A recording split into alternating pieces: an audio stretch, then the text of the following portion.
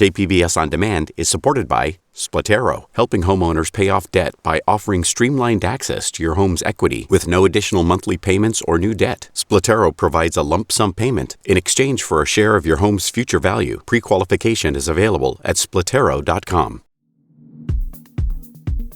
More details on what a coronavirus vaccine rollout could look like here in San Diego County. Health officials yesterday provided more information about that plan. County Supervisor Greg Cox says it will be a phased-in approach and most San Diegans won't get the vaccine until sometime next year. We'll be following the federal CDC guidelines and making the first doses of the vaccine available to healthcare workers on the front line and individuals most at risk living in long-term residential care facilities. State officials will use Rady Children's Hospital to store the vaccine. It's not there now, but pending approvals could start arriving as early as next week.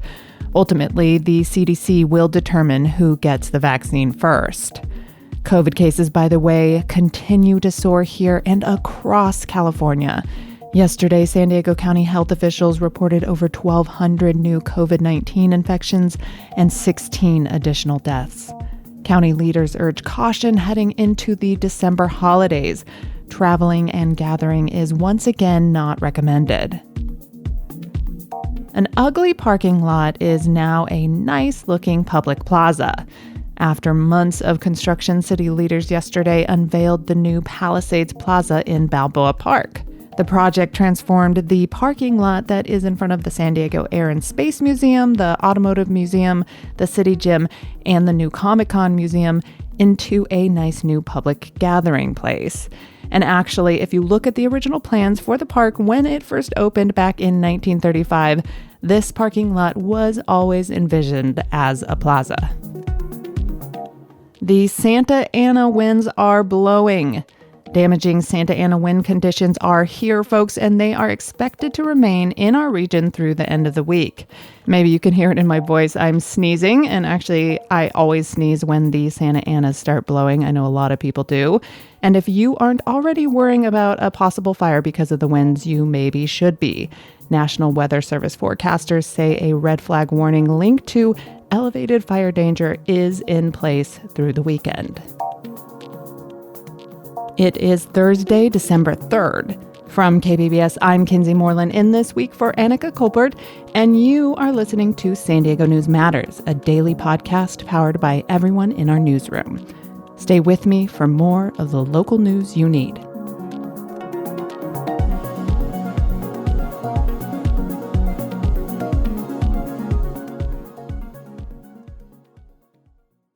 KPBS On Demand is supported by UC San Diego's Art Power, presenting cellist Joshua Roman, performing from his album Immunity, alongside music by J.S. Bach and more, Sunday, June 22nd at UC San Diego's Epstein Family Amphitheater. Reserve your tickets at artpower.ucsd.edu. All right, so this is not at all surprising. Most of us parents who are currently helping educate our kids through distance learning at home expected this news, but it is now official. San Diego Unified School District announced late Tuesday night that it will delay reopening plans because of spiking COVID-19 infection rates. KPBS education reporter Joe Hong explains what early 2021 will look like for the region's largest school district. The district was originally planning to open elementary schools on January 4th and middle and high schools on January 25th for hybrid instruction, but the current surge in cases has halted that timeline. The vast majority of instruction will stay online until further notice. Richard Burr is the vice president of the district's board of trustees. You know, it's a disappointment, obviously, because we and everybody had hoped, that after the winter break, we could start expanding into, bringing into our phase 2 and subsequent phases, bringing more students back onto campus. District officials will provide another update on January 13th. In the meantime, the schools will continue offering limited in-person instruction to struggling students in all grades. So far, about 2,000 of the district's more than 100,000 students have received some form of in-person instruction. As COVID numbers continue to rise across the county, a small community health center in City Heights is trying to help those infected better navigate the deadly virus. KPBS reporter Max Rivlin-Nadler tells us resources are beginning to stretch thin. The rise in COVID cases at La Maestra's clinic on Fairmont Avenue has been dramatic. Last week, positive COVID cases were at 22%. The week before, it was 11%. The cases have doubled and are continuing to trend way up. Now some supplies, like N95 masks, are beginning to run out. Corinne Hansen is the organization's development director. If there is more and more patients and we need to bring on more and more staff, that we could be pushed to the brink of our supply. We always need more supplies for sure. The health center is offering rapid tests, which can give people experiencing symptoms results in just a few hours. And now from COVID to some holiday cheer. The U.S. Forest Service is encouraging Californians to cut down their Christmas trees in national forests this year. With a permit, of course. Cap Radio's Scott Rod reports on how the old-timey tradition can actually help mitigate wildfire dangers. Hiking below booming pine trees in El Dorado National Forest, I'm on the hunt for the perfect Christmas tree. 6 to 8 feet with bushy branches, the type that could showcase dozens of ornaments and strings of lights. Coincidentally, those are the kinds of trees the U.S. Forest Service would like to get rid of. Fewer trees mean less vegetation that could feed unwanted wildfires. Lisa Herron is with the Lake Tahoe Basin Management Unit. Our local forest health experts will go out and they'll identify the areas that will best benefit from thinning these trees, and they tend to be the perfect size for a Christmas tree. The Forest Service issues thousands of Christmas tree permits every year in at least half a dozen of the state's national forests. That may seem like a lot, but wildfire experts say it's a tiny dent in the overall number of trees that need to be removed in California. Fires burned over 1 million acres in the state's national forests in 2020. The Forest Service is offering permits online this year, and they're going quickly. Permits are still available in the Plumas, Tahoe, and Humboldt-Tayabí national forests.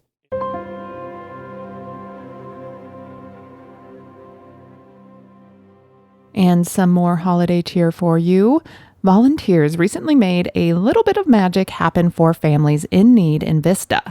KPBS North County reporter Tanya Thorne shows us how homes were transformed into winter wonderlands. Today I feel like I'm worthy of something. I didn't know it was going to be something that was this special and dedicated. It's special. Jessica Kidd is a resident at the Solutions for Change campus in Vista. On Tuesday, she returned to her unit to find a Christmas surprise, Christmas decorations, personalized gifts, and groceries to stock her refrigerator. It's part of the center's annual Breaking and Entering event to help formerly homeless families. Volunteers break into apartments to leave their gifts. For many of the families, this is the first Christmas they have experienced in a long time. Coming up, the pandemic has been brutal on things that depend on in-person visitors to stay afloat. How the museums and cultural institutions in Balboa Park have been weathering the pandemic storm. That story after a quick break.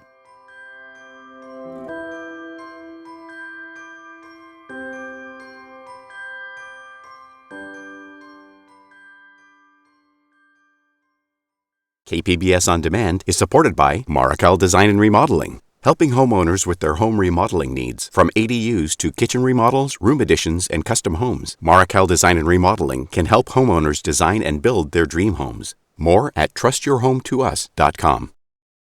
Balboa Park is so much more than just a beautiful park. It's also home to a lot of San Diego's museums and cultural centers. Of course, those all closed when the pandemic first hit back in March. Some have remained closed since then. Others have reopened, only to close again once San Diego moved into the purple tier. In the first installment of a new two-part series, KPBS reporter John Carroll looks at how some of the city's most beloved institutions are surviving COVID-19. Balboa Park, Spending time here reminds you of why people call this 1,200-acre expanse the jewel of San Diego. The lush setting is home to some of San Diego's cultural gems, repositories of everything from priceless works of art to some of the wonders of the industrial age and the miracles of science. For the institutions that house all of it, the months since March have presented challenges none of them have ever had to face before. The closures have been a very difficult thing to overcome. That's Michael Warburton. He works for the Balboa Park Cultural Partnership, an umbrella group representing most of the park's museums. Some of the museums, this is their third time being closed. Some of the performing arts venues haven't had performances for the public since March. Some of the institutions are financially healthy enough to make it through to the other side of this pandemic easier than others, but for most of them, the loss of their main source of revenue, ticket sales, has meant painful decisions. Many of the organizations have had to go through furloughs and layoffs, really cutting back on things that they can perform or programming. It has been a challenge, needless to say, for the organizations in the park, and different challenges for different organizations in different ways.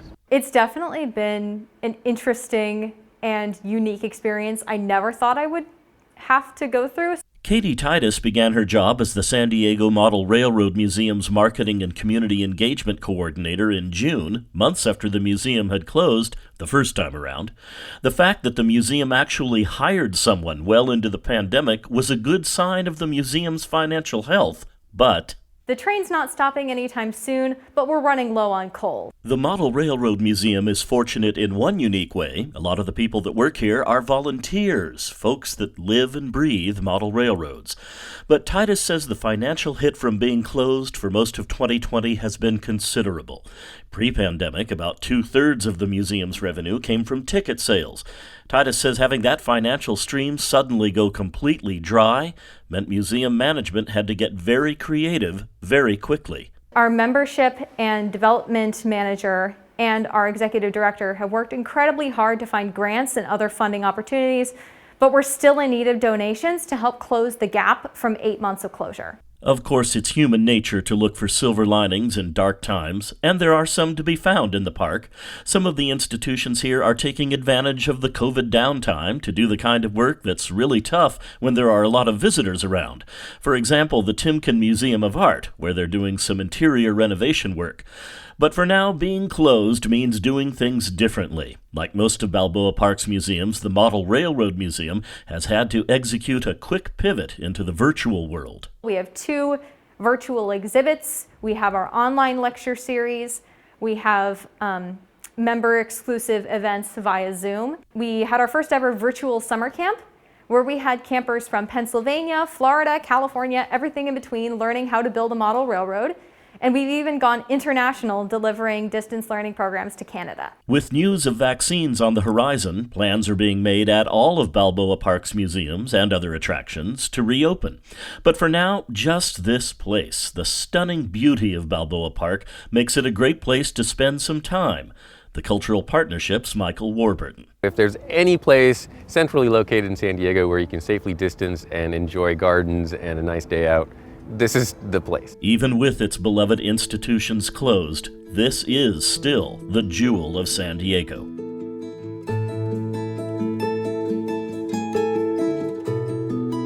And that story from KPBS reporter John Carroll. Tomorrow, John will show us how one of the park's major museums is weathering the pandemic, and he'll preview some exciting new things coming to Balboa Park in the near future. Thanks so much for listening to San Diego News Matters. Have a great day.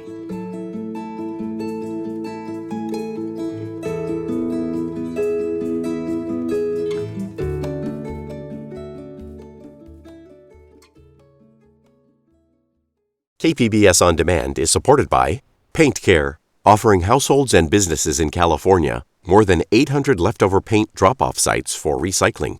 Quantities of 100-plus gallons of paint may qualify for a large volume pickup. Learn more at paintcare.org.